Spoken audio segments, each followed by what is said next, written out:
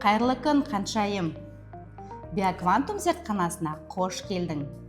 Бүгін біз микрожасыл жас өскін үлкен мүмкіндік тақырыбында зерттеу жұмысын бірге жасаймыз. Микрожасыл тек тағам емес, денсаулыққа және күнделікті өмірге әмбебап өнім екенін бірге дәлелдеп, зерттеу тәжірибе жұмысын бірге жасайық. Сәлеметсіз бе? Мен Биоквантум зертханасының кішкентай ғалым қызы Әшетбек Қаншайымның. Сіздерге микрожасыл жобасына келдім. Ол өсімдік емес, кез келген дақылдың жас кезеңі. Ол витаминге бай, тез өседі, ағзаны тазартады. 10 күннен кейін өседі. Оған су, күн, ауа керектігін білдім. Жарайсың, өте тамаша. Қаншайым, қолыңдағы жас өскін қандай дәннен жасалған? Бұршақ. Ал енді бізге осы жасаған жас өскіндеріңді, өсірген жас өскіндеріңді бізге зерттеу жұмысында бірге жасап көрейік. Оған су қоямыз. Қолыңдағы қандай зат? Мақта. Минералды мақтаны ең бірінші суға малып алады екенбіз, иә? Ал қалбырға кәне қалайық. Қалбырға бірге салдық. Иә. Енді не істейміз? Оған дәм себеміз. Себе ғой дәміңді. Тегістейміз. Ал енді дәм сепкеннен кейін не істейсің дағы? Оған су қоямыз. Енді неше күн сақтаймыз? 10 күн сақтаймыз. Қараңғы жерде қоюымыз керек. Сосын қалған 7 күнде не істейміз? 7 күнде өсіп шығады. 7 күнде қандай жұмыстар жасайсың? Бақылаймын. Сосын не істейсің? Су қоямын.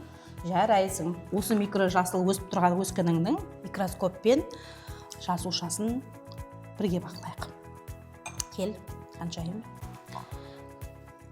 Алдымен су тамызамыз. Жас өскіннің жапырағы көрініп тұр ма? Иә, көрініп тұр. Өте ұсақ жасушалардан тұратынын байқап тұрмыз, иә, жас өскіннің?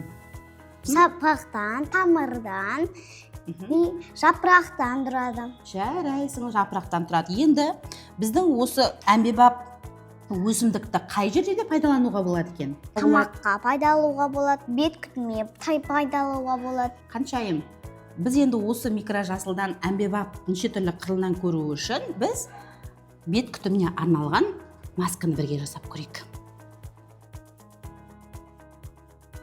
Маскаға не пайдаланамыз? Шаш өскінді пайдалануға болады, йогурт пайдалануға болады, бал пайдалануға болады. Ал жарайсың, ондай болса өзің бастап қоса қой.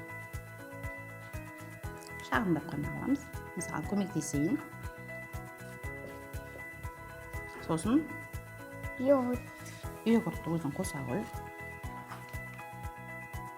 Араластыра қой.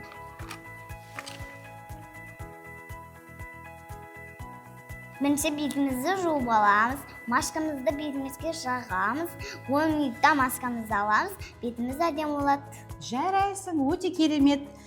Әмбебап өнім екенін тағы да бір дәлелдедік. Микрожасылдың көп қырлы пайдалы өнім екенін дәлелдеуге бір қазан кулинарлық шеберханасында бірге жалғастырайық.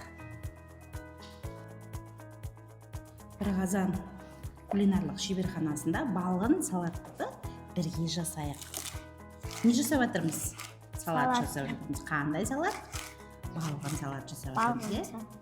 Не қосып жатырмыз біз балғын салатқа? Қызанақ қосылады. Қияр қосылады. Бұршақтың жас өскінін пайдаланатын боламыз. Қала ғой.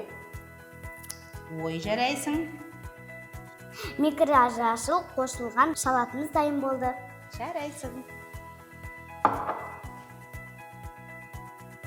Микрожасылды өсіріп, қалай сатуға зерттедім. Бір аптада өседі, аз орындалады, адамдарға пайдалы. Сондықтан микрожасыл табыс көзі деп есептеймін. Назарларыңызға рахмет.